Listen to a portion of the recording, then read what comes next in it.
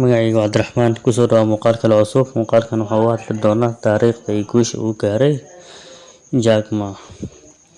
Jack Ma wuxuu dhashay 15 Oktoobar 1964 wuxuuna ku dhashay magaalada Hangzhou ee koonfurta dalka China. Waxaa la dhashay wiil walaal oo asaga ka weyn iyo gabar asaga ka yar. Markii ay yaraayeen, waalidkooda lacag ku filan ma haysan.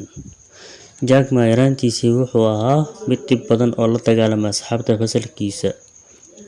Buug lagu magacaabo Alibaba ay qoreen Liu Xiang iyo Martha ayuu ku leeyahay Jack, weligay kama cabsan qof iga weyn oo waa la dagaalami jiray. Kadib markii madaxweynihii hore ee dalka China Nixon uu booqday magaalada Hangzhou sanadkii 1972, magaaladii waxay noqotay goob dalxiis. Jack Ma wuxuu bilaabay inuu aroortii hore u soo booqdo hoteelada ku yaal magaalada asagoo dadka ajaanibta ka baran jiray luqadda Ingiriiska. Jack waxa uu bixiyay nin dalxiis ay saaxiibo ahaayeen. Jack Ma asagoo naftiisa ka hadlaya wuxuu leeyahay, maanan lahayn aabbo qani ah. 3 mar ayaa jaamacadda isku dayay, waan ku guuldareystay dhammaantood. Jaamacadda Harvard ayaan 10 mar codsaday, dhammaantood waan ku guuldareystay, xitaa maysan doonayn inay arkaan wejigayga. Markii dambe waxaan aaday kulliyadda macallimiinta ee magaalada Hangzhou, kaasoo lagu tirinayay booska 3aad ama 4aad kulliyadaha ku yaala magaaladayda. 30 mar ayaan shaqo codsaday, waan ku guuldareystay. Aad ayay u adkaayeen waqtiyadaas maxaa yeelay waan ku wareeray. Macallin jaamacadeed ayaan ahaa, mushaarkayga wuxuu ahaa $10 bishii, maxaa yeelay shaqo kale waan heli kari waayay. 1994 asxaabteyda ayaan u soo bandhigay shaqo, kaasoo aan ka bilaabayo wax loo yaqaano internetka. 23 ayaga ka mid ah way iga diideen, waxay dhaheen waa fikrad istibidnimo ah, weligeed ma maqlin wax loo yaqaano internet, adiguna kombiyuutar waxba kama garanaysid. Qofna ma aaminsanayn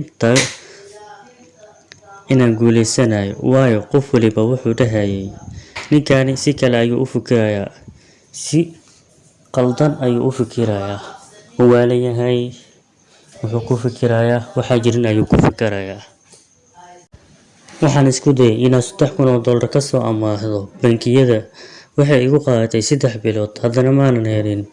Waxaan la hadalnay 30 ilaa 40 qofood oo taajiriin ah, qof waliba wuxuu dhahay maya, iska ilow. Dad badani waxay dhaheen Alibaba waa wax cabsi laga qabo oo aanan guuleysanayn, iska daa. Aniguna waxaan dhahay waxaan aaminsanahay inay noqonayso wax guuleysta oo aad u weyn. Ila shaqeeya kaliya.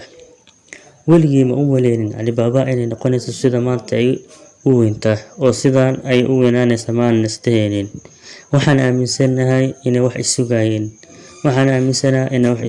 isugayaan. Aan ku qasbanahay inaan si adag u shaqeeyo, aan nafsadeyda u caddeeyo inaan ahay qof karti leh. Waxay ahayd khibrad adag. Waxaan ka soo ururinayay $50,000 ilaa iyo 88 aasaasyaal shirkadeed. Waa bilowday 3 sano, maanan helin $1 oo faa'iido xitaa. Maysan ahayn wax fudud. Weligaa ayaa ku dhahay wax lacag ma sameynaysid, intaasoo eedayn baa kugu dhacday, haddana weli wax ma sameynin. Jack wuxuu ku jawaabay, internetka ayaa sidaas iska ah. Wariyihii ayaa ku dhahay, waa maxay bounty-gaada? Milyaneer miyaad tahay? Jack wuxuu dhahay, maya. Ma doonaysaa inaad noqotid milyaneer? Jack wuxuu dhahay, waan rajeynayaa. Aniga maxaa igu kalifayay inaan horey u sii socdo oo aan u sii dhabar adeego shaqadayda? Maxaa yeelay macaamiisha ayaan ka helayay iimaylo mahadnaq ah. Waxay dhahayeen waxani waa arrin wanaagsan, inkastoo aanan lacag kugu awoodin aan kugu taageerno. Haddana waa arrin wanaagsan, waan kugu boorinaynaa oo waan kugu taageeraynaa. Midaasi ayaan rumaysanaa oo aan aaminsanaa. Tartiib tartiib waxaan abuuray ganacsigaygii. Waxaan dejinay qaab dhismeedkii hawlgalkeena. Hadda 16 sano kadib, waxaan leenahay shirkadaha Alibaba Group, Tmall Group, Tabu Group, Alipay. Dadkii waxay dhaheen nin xikmad badan oo caqli leh baa tahay. Sidee baa ku samaysay kambani sidaas u weyn? Okay, halkaas waxaan kusoo gabagabaynaynaa taariikhdii iyo khibradii Alibaba uu ku Jack Ma uu ku aasaasay shirkadda Alibaba. Hadda maxaan ka baranaynaa cashiradii iyo guulaha uu gaaray Jack Ma. Waxaan ka baranaynaa hantida ugu wanaagsan aad haysatid waa dhalinyaronimada. 2. Ha caawinin cabashada jooji. 3. Ka faa'iidayso fursadaada. 4. Bilaaw waxaad ku haminaysid. 5. Waad guuleysanaysaa. 6. Ha quusan dadaal. 7.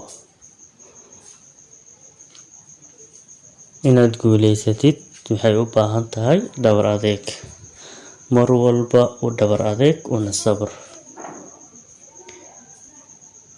Muuqaalkan waxaan ugu talagalnay dhiirigelin ganacsiyada yaryar iyo dhalinta doonaysa inay bilaabaan ganacsiyo cusub si ay horumar ugu gaaraan. Fadlan si ay kusoo gaaraan muuqaaladeena cusub subscribe channelkeena haddii Ilaahay yiraahdo insha Allah. Mahadsanid.